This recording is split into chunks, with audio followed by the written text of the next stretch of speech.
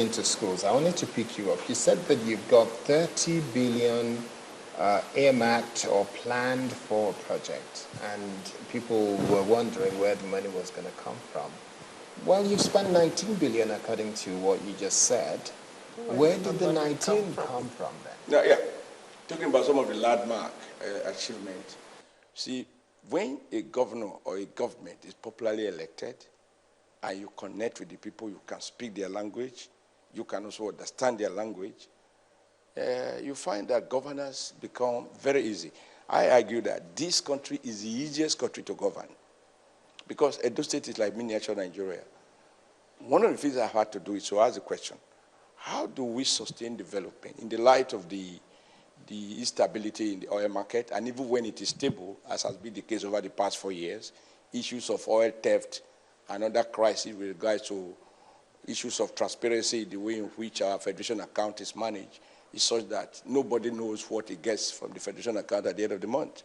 And so we needed to look inward to devise, our own independent source of funding our commitment. After all, in our electioneering campaign, I never told anyone I will use my family asset. If I did, nobody would take me serious. Because my father died a pauper. There's no question about that. Not his fault, not my fault. But what I promise is that we use our resources.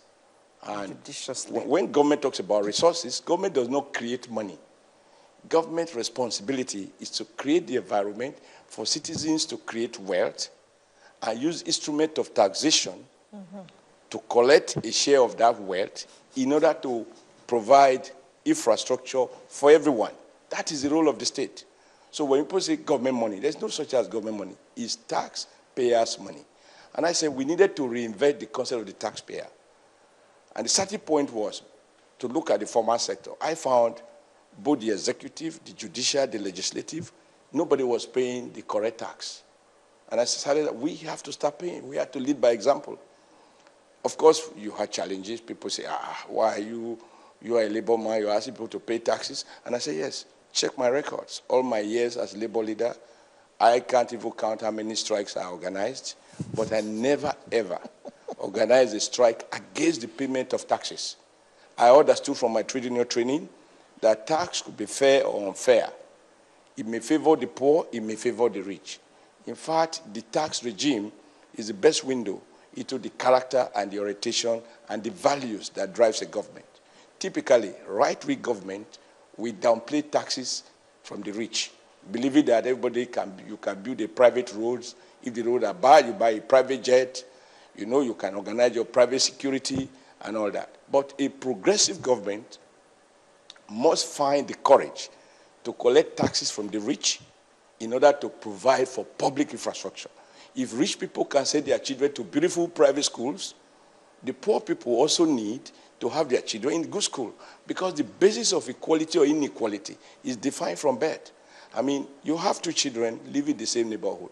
One is up in a classroom without roof, without windows. The other one attended a beautiful school from age 5. This one in a public school without roof is already afflicted by inferiority complex. It feels so inferior relative to the son or the daughter of a rich man. And when it grows up with that complex, you can't have a fair society. My argument, therefore, is we must collect taxes from rich people, and we have them here. You spend 20 million to organize a burial ceremony, spend 50 million for a birthday ceremony, spend 10 million for a baby ceremony, and all kinds of chieftaincy titles of doubtful value. You spend millions of naira, and yet your tax, you don't pay more than 200,000. And I said, no, in my union studies, I understand that you can have a progressive taxation. You can also have a reactionary taxation. And of course, look at the debate in other countries. No politician makes statement about what he's going to do without also disclosing how he will do it. When Obama says we are going to reinvest in healthcare, we are going to reinvest in public schools, we are going to commit more resources to research so that America maintain its lead in technology, he also said we will collect additional taxes from the top 2%. And they arrive at the number, and from those numbers, they go to fund those public infrastructure. So in Edo State, I said, look, we have rich people here, and I'm praying every day that we have more and more people getting rich. But as they become rich, they must pay taxes so that we can first make them safer. When they buy big cars, we have beautiful roads. They don't need to spend all the time on motor mechanics, and so on and so forth. So we raise our locally generated revenue from about 280 million naira in a month to, at a point, we hit 2.1 billion naira in a month. And it's not a lot of money when you look at what our neighbors are getting, but when you look at where we are coming from, for us, that was a lot. And as a union man, I was never used to signing a check of 10 million, 5 million, 20 million. The highest check I signed as president of the NLC was about 1 million. Tried to pay salaries of the staff and maintaining 36 offices. So I'm used to spending small money. And so when people bring me some 5 million, 10 million to go and do conference, national conference on tourism, national conference on anything, I tell them, the solution is not about conferences. We have conference too much. Now we should just begin to dust out all the recommendations made from the time of Mogo Park visit to River Niger and to action today. them. There is nothing new. And so we cut off all of those wastages, which in government parlance they call recurrent expenditure. You travel for 1 day, your cost of travel, the allowance you get is equivalent to your 2 months' salary. So if you can lobby to be put on a trip, you're going to make what you will not earn in 6 months.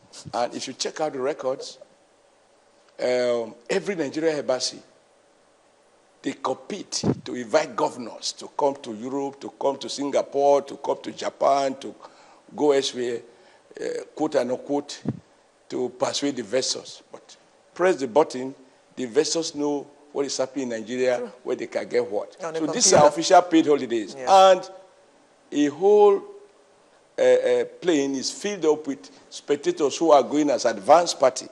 Their purpose is to clamp when the SLC arrive. We cut off all of that. That's why when our Apple Nation talks about, oh, comrades, let's publish figures. When I travel without my ADC because I'm used to carry my carry-on bag, and it's beautiful to do so. People say, where are your security? Who knows me in London? Who is after me? Who is after me? If they are not after their own politician, why me? So, just to say that we have had to do 2 things. First, deepen the tax bracket, bringing more people into the tax bracket, improve efficiency in tax collection, develop local capacity. We set up a revenue board. We reviewed the law. We gave the board autonomy. They have the power to sue and be sued.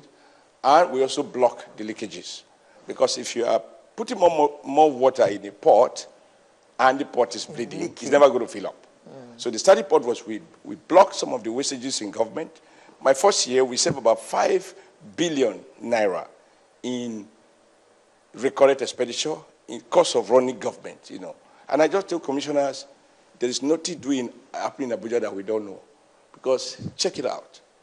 If they are not attending National Council on Tourism, they are doing National Council on Agriculture. And Abuja has no farmland as we speak. They are doing the National Council on Education. We have all the primary schools. They don't have. They are doing National Council on God knows what. And when you look at the cost of those things, and then consultants are invited to prepare the conference papers, and they are paid some that, from our own background, So just to say that we have had to find courage to tax, find courage to block, and then ensure that we cost our project.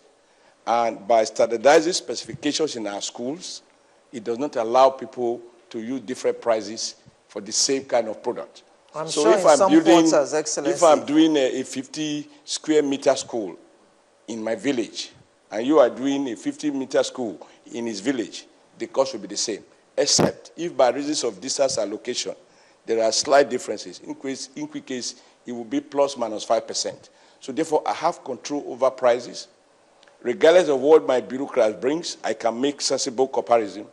And above all, I got a consultant from outside who, no matter what anybody else do, he must check the price, check the quantities, and issue me a statement saying, I have confirmed that this is fine in terms of price, in terms of quantity, and in terms of quality.